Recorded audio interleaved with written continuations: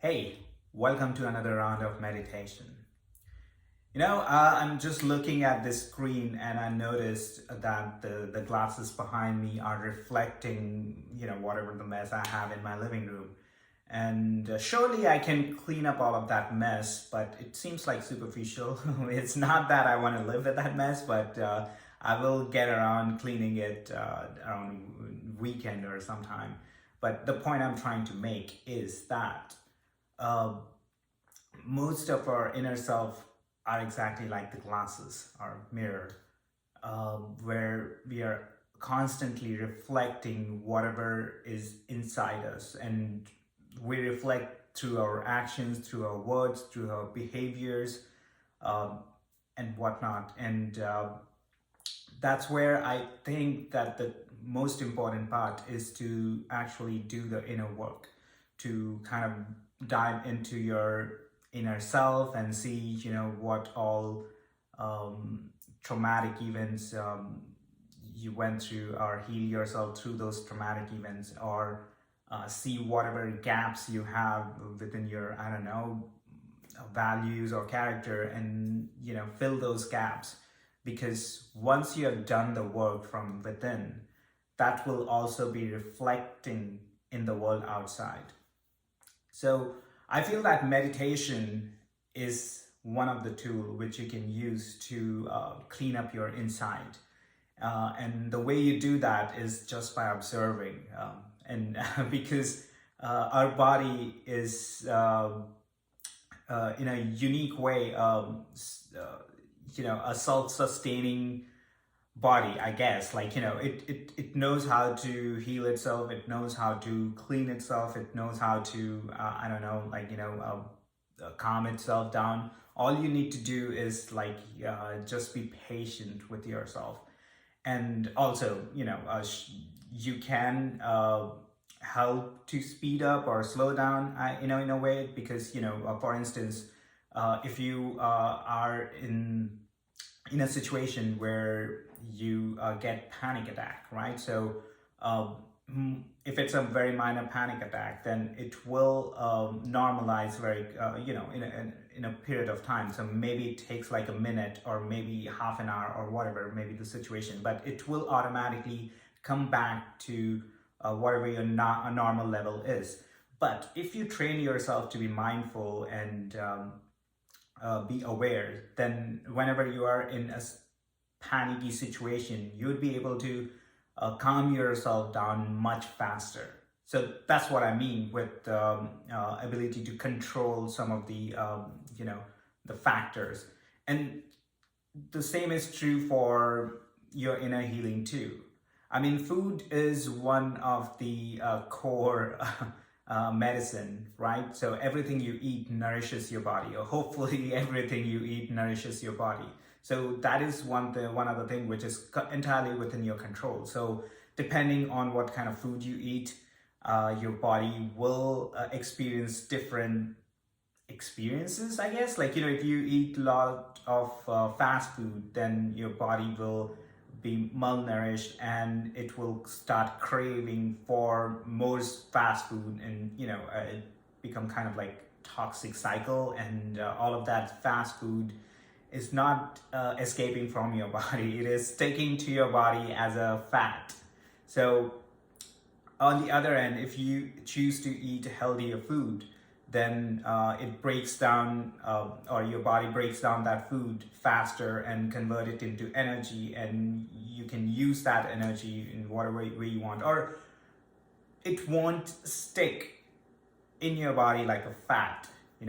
So it's very crucial that you control your diet. But the bigger point which I was making is that you have ability to control various aspects of your life, and the amount of work you put into it will determine the quality of your life, and also the reflection of your behavior, of your thoughts, of your words, and whatnot.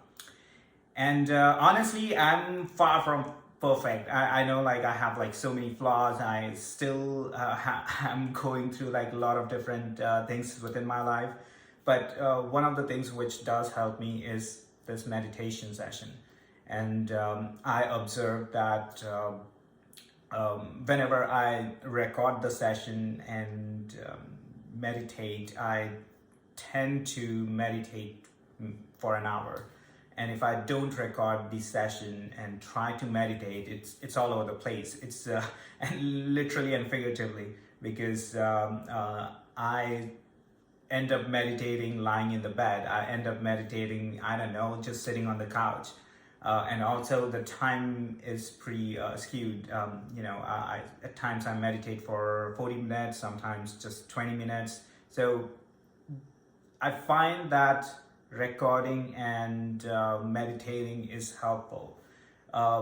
Maybe it's just part of me which feel that I am obligated to sit here because I chose to stream this or record this entire hour-long session. So whatever might be the reason, or whatever may be your triggering point, just use those triggering points for your benefit, because that's where the core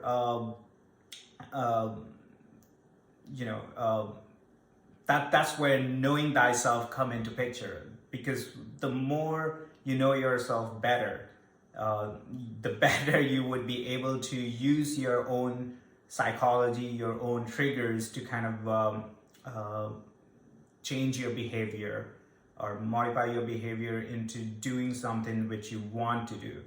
So knowing thyself is one of the biggest factor between living a quality life or living, just life. Okay, with that note, I'm gonna start my meditation session, and as usual, I will be meditating using Vipassana technique, which is as simple as sitting in a comfortable posture and with your eyes closed, focusing on your breath. And keep in mind that you're not adding any energy to the breath. You are just observing the natural flow of breath. And if you're a shallow breather or a deep breather, it's fine. Just observe it. Don't try to control it. But at times, if you're meditating for like hours, then there will be periods when you might just doze off, or you might be daydreaming or whatever is the equivalent. And at that point, it becomes kind of important to bring back yourself to the present moment. And that's where consciously breathing is helpful. So basically, you have option to breathe consciously whenever you want to focus back in the moment. Otherwise, just observe the natural flow of breath. And over a period of time, you would observe that your awareness is sensitive enough to capture the sensations around your nasal area. Because if you're focusing on your breath, that's where your entire focus and awareness is. So the sensations around that area would be available, I guess, or it will come into purview of your awareness. And whenever that happens,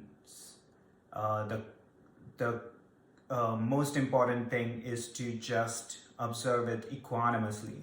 So not trying to control those sensations, and just equanimously observe it, and you would see that over time those sensations kind of dissipate. And the advanced meditative practice for using the Vipassana technique is to do body scan and scan for sensations throughout your body.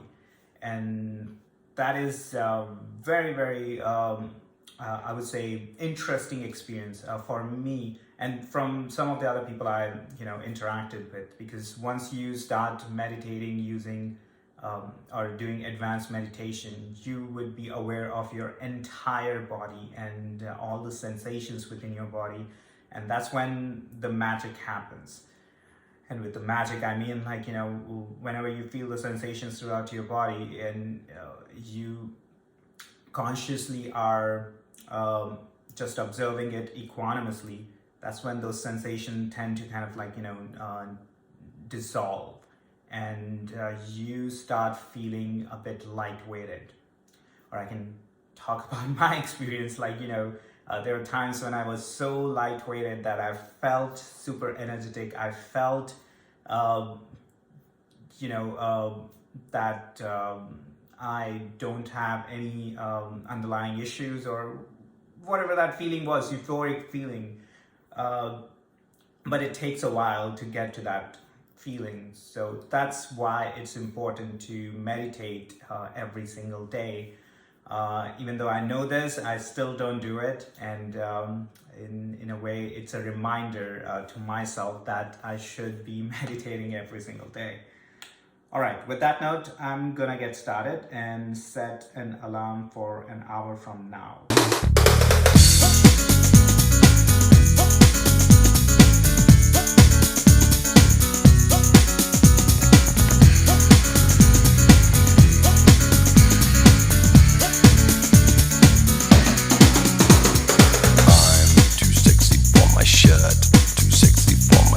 So sexy it hurts, and I'm too sexy for Milan, too sexy for Milan, New York and Japan.